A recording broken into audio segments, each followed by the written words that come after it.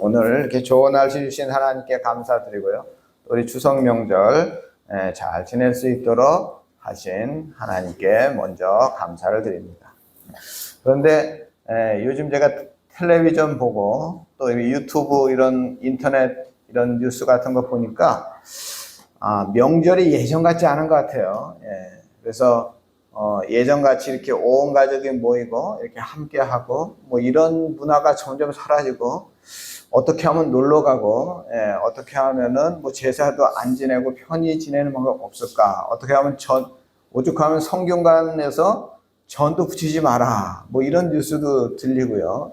그런 걸 봤을 때 이게 점점 우리나라도 이제 서구화되어 가는 속도가 이제 진짜 거의 뭐 서구와 비슷하게 가는구나 하는 생각이 들었습니다. 미국 같은 경우 예전에는 성탄절에 온 가족이 모였다 그래요. 근데 지금은 그런 것도 사라졌다 그러고요. 부활절에 온 가족이 모이는 그런 것이 있었대요. 근데 그것도 이제 사라졌다고 그럽니다. 그래서 아마 우리도 이 명절이 예전 같지 않아지고 있는데 뭐 어떻게 하겠습니까? 이 시대가 그렇고 이제 갈수록 우리가 자녀를 낳지 않아서 더 그런 것 같아요. 옛날에는 자녀들이 많으니까 북적북적 좋았는데 이제 자녀도 없고 그런 문제가 아닌가 싶습니다. 아무튼 정말 하나님께서 우리에게 건강 주시고 우리 가족들 지켜주시고 보호해 주시는 그렇게 기도함으로써 이번 명절의 의의를 찾으시기 바랍니다. 최선을 다했다고 했는데 조금만 더 있으면 뭔가 될 것 같은데 조금만 더 하면 뭔가 가능한데 누군가가 좀만 도와주면 이걸 해낼 수 있을 것 같은데 뭐 그런 일들이 우리가 살다 보면 있습니다. 원래 가진 것이 없었기 때문에 또 남들처럼 배우지 못했기 때문에 또 주변에 나를 도와줄 수 있는 사람이 없었기 때문에 그래서 어쩔 수 없이 주저앉거나 포기할 수밖에 없었던 그런 일도 우리가 살다 보면 당하게 됩니다. 오늘 우리가 읽은 본문 말씀은 등장하는 주인공이 야베스라는 사람입니다. 우리 성도님들 다 잘 알고 계시는 인물인데요. 이 야베스라는 사람 역시 이런 한계를 가졌던 사람입니다. 그러나 야베스는 그 한계를 뛰어넘은 사람입니다. 그래서 오늘은 야베스가 가진 한계는 무엇이었으며 그리고 야베스는 자신의 한계를 어떻게 뛰어넘었는지 이것을 살펴보면서 우리들도 뛰어넘을 수 있는 그런 야베스를 통해서 우리의 한계를 뛰어넘을 수 있는 그런 비결을 꼭 배우시기를 바랍니다. 오늘 우리가 성경 말씀 읽었는데 뭐가 이상하죠? 역대상 1장부터 9장까지는 족보입니다. 우리가 또 족보가 또 어디에 나오죠? 마태복음 펼치면 또 족보가 나오죠. 누군 누구를 낳고 누군 누구를 낳고 뭐 그런 족보가 나오는 것처럼 역대상 1장에서 9장까지도 이 유대 각 지파의 족보가 나옵니다. 근데 마태복음과는 조금 달라요. 누군 누구를 낳고 누군 누구를 낳고 하는 것이 생략되고 이름만 나오는 초간단 족보입니다. 물론 중간에 약간의 누가 누구를 낳았다 뭐 이런 것이 있기는 한데 또 뭐 누구 아들은 이러하다 이런 거 있는데 하여튼간 이름이 많이 나오는 그래서 참 우리가 성경을 통독할 때 읽기 참 지루한 부분이기도 합니다. 그런데 이 족보를 기록한 사람은 오늘 주인공 이 야베스를 기록하면서 그 기록하는 방법과 내용을 달리 조금 특별하게 기록하고 있습니다. 다른 사람들처럼 뭐 누가 누구를 낳았다든지 누구 아들은 이러하다 하면서 이름을 쭉 적는 것이 아니었어요. 지금까지 족보를 기록하던 패턴과 전혀 다르게 야베스는 그 형제보다 귀중한 자다 이렇게 기록합니다. 아니 왜 야베스만 특별 대우하는 거죠? 즉 이 야베스에게 뭔가 특별한 것이 있었어요. 그러니까 특별 대우하는 거겠죠. 족보를 기록하던 이 패턴을 달리하여서 뭔가 남다르게 기록하고 있습니다. 이 역대상을 기록하신 분이 야베스를 그 형제보다 귀중한 자였다 이렇게 기록을 했는데요. 이 귀중한 자라는 말은 존귀하다 이런 뜻인데 사회적으로 유명 인사, 즉 당시 사회뿐만 아니고 그 후대까지 명망이 높은 사람을 말합니다. 예. 그런데 야베스는요, 왕가의 사람도 아니고 귀족도 아니고 제사장 가문도 아닙니다. 그런데도 자기 지파나 자기 형제들 가운데서만이 아니라 이 성경이 기록된 것이 바벨론 포로로 갔다가 돌아온 다음에 기록이 된 것인데, 한참을 지난 그난 후에도 최소한 70년에서 100년이 지난 후에 기록된 이 기록인데도 야베스가 귀중한 자다 이렇게 기록을 하고 있는 것이죠.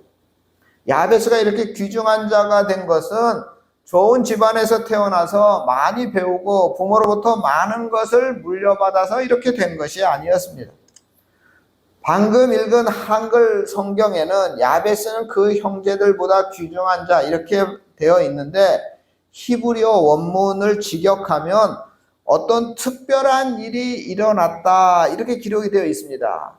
다시 말해서 이 역대상을 기록하신 분이 족보를 기록하면서 그동안 자기의 그 패턴과 전혀 다르게 뭔가 특별한 일이 야베스에게 일어났다는 것을 기록한 것으로 보아서, 야베스는 원래 좋은 집안, 좋은 환경, 남들보다 많이 배우고 재산을 많이 물려받아서 유명 인사가 된 것이 아니라 뭔가 특별한 분이다 이런 것이죠.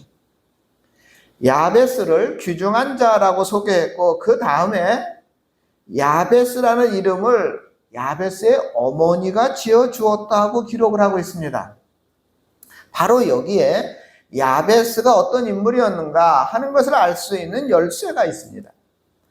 자녀가 태어나면 주로 누가 이름을 지어주죠? 할아버지나 아버지가 이름을 지어주죠. 이것은 우리나라도 그렇지만 유대 사람들도 마찬가지고요. 물론 이제 최근에는 뭐 어머니도 이제 같이 역할을 하지요. 예, 그러나 우리 조선 시대만 해도 이름은 할아버지나 아버지가 지어주는 거죠. 이거는 유대인들도 마찬가지입니다. 예. 그런데 누가 이름을 지어줬다고요? 어머니가 이름을 지어주었어요. 예. 그래서 성경학자들은 야베스가 아버지가 돌아가신 다음에 태어난 유복자일 것이라고 추정하고, 여기에 많은 학자들이 동의합니다. 즉 야베스는 할아버지 할머니가 살아계시고 야베스의 아버지 엄마가 지켜보는 가운데 태어난 것이 아닙니다. 그 다음으로 야베스라는 이름의 뜻을 보면 되는데, 모든 사람의 이름엔 다 뜻이 있습니다. 예. 제 이름이 숫자가 빼어날 숫자에다 영화 영자예요. 예, 그러니까 우리 부모님들은 제가 영화롭게 살되 어떻게 최고로 영화롭게 살아라 하는 의미로 저의 이름을 지어주신 거죠. 예. 그러니까 대부분의 부모님들은 새로 태어난 아이가 평생토록 하나님의 복과 이 세상의 복을 받으라 하는 그 마음으로 정성을 기울여 정말 심사숙고해서 아이들의 이름을 짓습니다. 따라서 야베스의 엄마가 야베스의 이름을 지었다면 그 엄마는 사랑하는 아들에게 가장 귀한 이름, 가장 복된 이름을 지어줘야 합니다. 그런데 야베스의 이름은 전혀 의외의 이름입니다.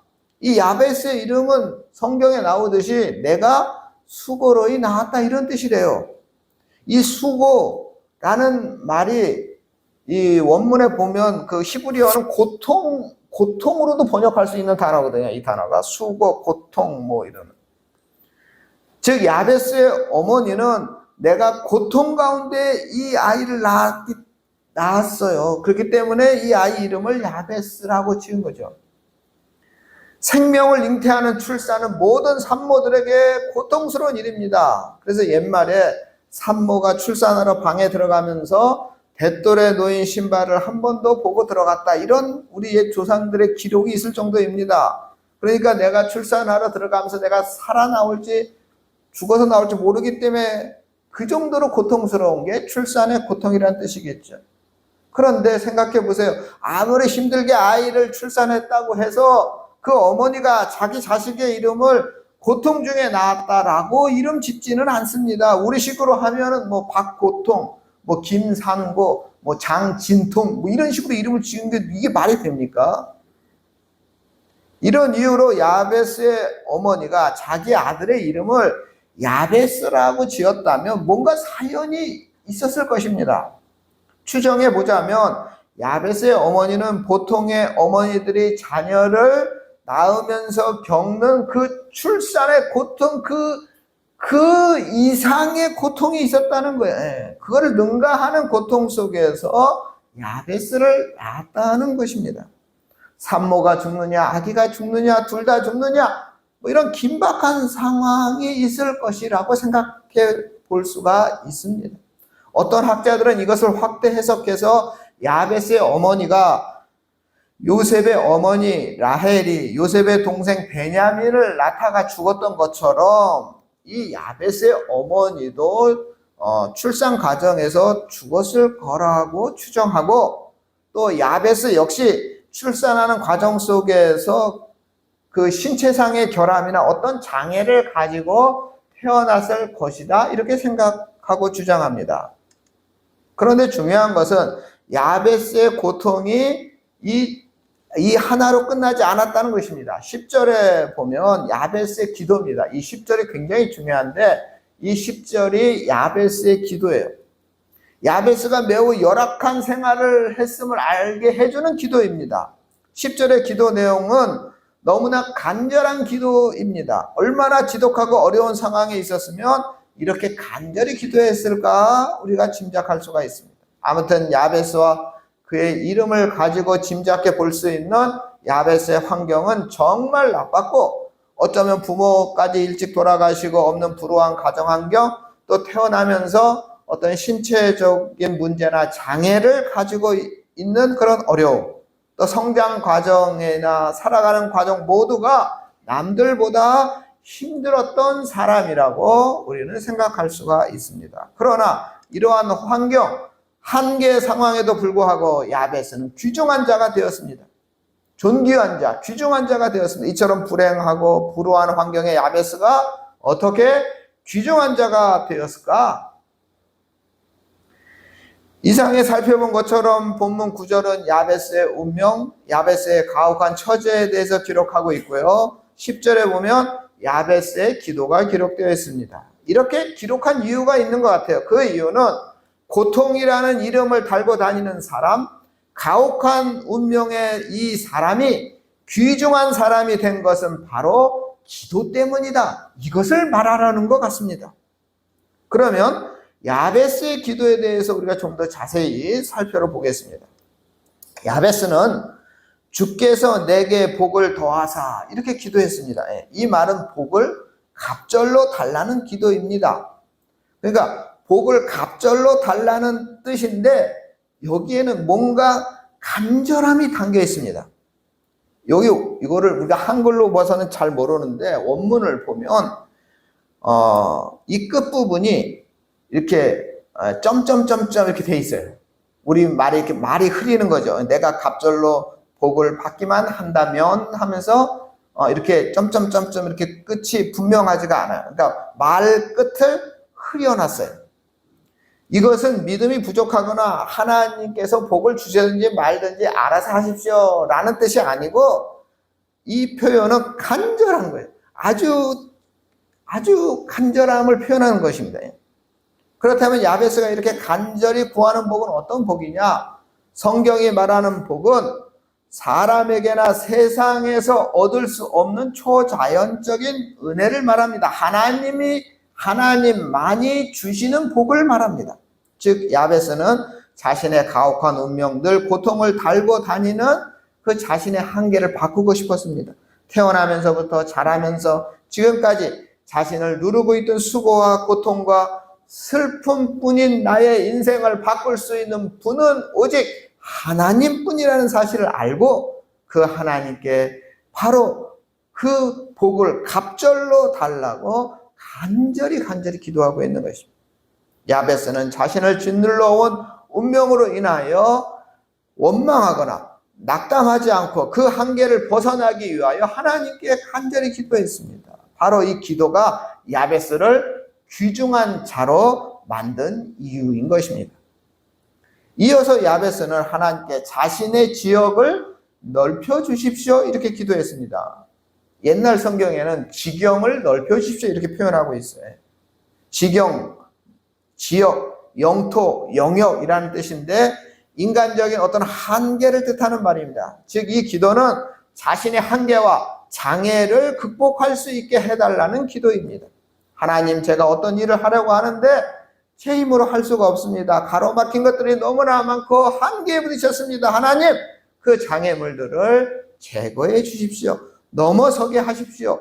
더 많은 일들을 할 수 있게 저에게 기회를 주십시오. 더 많은 사람에게 영향을 끼치게 해주십시오. 하나님을 위하여 더 많이 봉사하고 헌신하게 해달라는 기도입니다.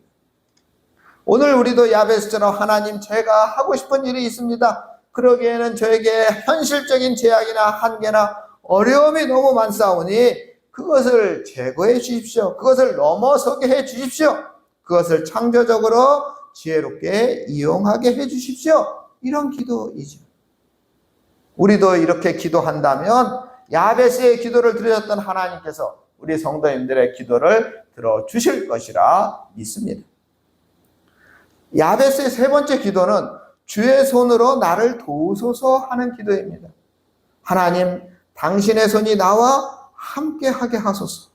성경에서 우리 하나님의 손은 하나님의 초월적인 힘과 절대적인 권세를 의미합니다. 이 기도는 인생을 열심히 살 때, 열심히 자기 일을 할 때 너무 힘들고 어려워 지치거나 포기하지 않도록 하나님께서 끝까지 나를 붙들어 주십시오. 하나님의 능력이 나에게 머물게 해 주십시오 하는 간절한 기도입니다. 여러 가지 많은 일을 하는 사람들을 보면서 야, 저러다 지쳐 쓰러지면 어떡하나 하는 걱정할 때가 있습니다. 그러나 오늘 야베스는 자신이 더 열심히 살기를 소원하면서 그 나의 열심이 중도에 멈추지 않도록 조금 하다가 그만두는 일이 없도록 하나님의 손이 나와 함께 하기를 기도하고 있는 것입니다. 내가 너무 많은 일을 하고 있지는 않는가? 저러다가 내 남편이 쓰러지지 하고 걱정하신 적이 있을 것입니다. 소망과 비전은 큰데 과연 나의 건강과 열정이 따라줄지 걱정될 때도 있습니다. 야베스처럼 하나님께 기도하면 됩니다. 하나님의 손으로 저를 도와주십시오. 주님의 능력이 저에게 머물기를 원합니다. 성령의 능력으로 저와 함께 해주십시오. 야베스의 기도를 드렸던 하나님께서 우리 성도님들의 기도를 들어주실 것, 이거를 꼭 믿으시기 바랍니다. 야베스의 네 번째 기도는 환난에서 벗어나게 해달라는 기도입니다. 환난이라는 것은 이 땅에 열심히 살아가면서 뜻하지 않게 만나는 일을 만납니다. 사고나 질병이나 생각지 못했던 불행을 뜻하는 것이 환난입니다. 아무리 열심히 산다고 발버둥쳐 보아도 갑자기 닥치는 이 불행에는 장사가 없습니다. 그래서 야베스는 그러한 환난이 자신을 피해가게 해달라고 기도하고 있는 것입니다. 이 기도는 성도의 삶에 뜻하지 않게 일어나는 환난을 이기기 위한 기도이기도 합니다. 환난 때문에 중도에 포기하고 더 이상 내가 하고 싶은 일을 못하는 일이 없도록 하나님께서 내가 전진할 수 있게 해달라는 기도입니다. 야베스의 이 기도는 한 번 하지 않았습니다, 여러분. 야베스의 기도는 평생 계속된 기도였습니다. 그래서 여러분들도 잘 아실 텐데 이 야베스의 기도라는 책이 있는데 이 책을 지은 브루스 위킨스 목사님은 이 야베스의 기도를 적어서 성경책이나 수첩이나 화장실이나 거울이나 책장이나 이런 곳곳에 붙여두고 그것을 볼 때마다 기도하라고 그렇게 권면하고 있습니다. 즉 이 야베스의 기도는 우리의 평생에 그리고 꾸준히 계속되어야 할 기도라는 것입니다. 우리 전원교회 성도님들 하나님께 이 야베스의 기도를 매일 드리시면 좋습니다. 그럴 때 하나님은 우리 성도님들의 환난을 명쾌하시거나 이기게 해 주실 것이고 하시는 일이 중단되는 일이 없도록 해 주실 것입니다. 야베스의 마지막 기도는 근심이 없게 하옵소서. 하는 기도입니다. 이것은 내가 고통을 당하지 않도록 해주십시오, 이런 뜻입니다. 야베스가 고통을 없게 해달라고 기도하는 것은 야베스가 현재 고통 가운데 있기 때문입니다. 야베스는 고통 가운데 태어나서 고통 가운데 살아온 사람이고요. 그러니까 야베스는 근심이 없게 하옵소서, 즉 나의 이 고통을 없게 해 주십시오 하는 기도를 드리고 있습니다. 이 마지막 기도가 야베스의 기도의 백미, 핵심입니다. 야베스는 하나님께 고통 가운데 태어나서 고통이라는 이름을 가진 이 사람이 이 당하는 이 고통, 지금까지 이 당하면서 살아온 이 고통을 없애달라고 기도하고 있습니다. 이 기도는 다시 한번 자신의 운명, 자신의 한계를 극복하게 해달라는 기도인 것입니다. 우리가 살면서 나의 한계를 벗어나는 것이 얼마나 어려운 것인지 우리는 잘 알고 있습니다. 내게 지어진 운명의 굴레가 얼마나 깊은 것인지 이거를 벗어나는 것이 얼마나 어렵습니까? 예전에 어떤 드라마에서 보니까 딸이 어머니를 싫어했고 절대 어머니를 닮지 않으리라 다짐에 다짐을 했지만 결국 자기도 어머니를 닮아 있다 하는 사실을 발견하고 울면서 돌아가신 어머니를 부르는 그런 장면이 있었습니다. 운명의 굴레를 벗어나는 것이 이렇게 어렵습니다. 내가 선천적으로 가진 것, 환경의 탓으로 정말 어쩔 수 없는 것, 그러나 이제 스스로의 힘으로 도저히 바꿀 수 없는 것들이 얼마나 많습니까? 그러나 야베스는 이러한 것들을 바꾸어 달라고 기도하고 있습니다. 그렇게 간절히 기도한 결과 야베스의 이름은 여전히 야베스였지만 그의 삶에서는 야베스, 즉 고통이 사라지고 귀중하게 된 것입니다. 오늘 본문의 마지막 구절은 이렇게 끝납니다. 하나님이 그가 구하는 것을 허락하셨다. 하나님이 그가 기도를 들어주셨다. 여기서 하나님이 허락하셨다. 그의 기도를 들어주셨다. 너무 감동이지 않습니까? 야베스는 정말 하나님은 야베스가 간절히 구한 것들을 다 이루어 주셨습니다. 그래서 야베스는 귀중한 사람이 되었습니다. 모든 사람들로부터 존경받는 유명인사가 되었다는 말입니다. 오늘 야베스가 우리에게 보여주신 것이 무엇입니까? 야베스는 자신의 타고난 운명이나 자신의 환경 처지에 눌려서 평생을 불만이나 원망하면서 산 사람이 절대 아니었습니다. 불우한 환경에 고아이자 태어날 때 입은 상처나 장애가 있을 것으로 추정되는 사람입니다. 그러나 야베스는 자신의 한계, 자신의 어쩔 수 없는 처지를 탓하고 자포자기한 사람이 아니었습니다. 야베스는 하나님이라면 자신의 운명을 바꿀 수 있다는 강한 믿음을 가지고 있었습니다. 이 믿음으로 야베스는 하나님께 간절히 기도하였고 하나님께서는 야베스의 믿음을 보시고 야베스의 기도를 모두 응답해 주셨습니다. 야베스는 그래서 귀중한 사람이 되었습니다. 무엇 때문입니까? 기도 때문이었습니다. 즉 야베스의 인간 역전 승리의 비결은 기도였습니다. 누구나 한계와 어려움 다 가지고 있습니다. 그러나 그 한계에 머물기보다 불평하고 원망하기보다 적극적으로 하나님께 기도함으로써 귀중하게 되는 우리 전원교회 성도님들 다 되시기를 주님의 이름으로 축원합니다. 사랑의 하나님, 야베스는 고통 중에 태어났고 고통 중에 살아온 사람이었지만 고통이라는 한계를 기도로 극복하고 귀중한 사람이 되었습니다. 오늘 우리들도 야베스를 본받게 하시고 야베스처럼 기도하게 하여 주시옵소서. 매일 책상에 야베스의 기도를 적어놓고 기도하여 야베스처럼 하나님이 그가 구하는 것을 허락하셨더라 기도 응답을 받는 놀라운 역사가 우리 성도님들에게 일어나게 하여 주시옵소서. 우리를 구원하신 예수님의 이름으로 기도드립니다. 아멘.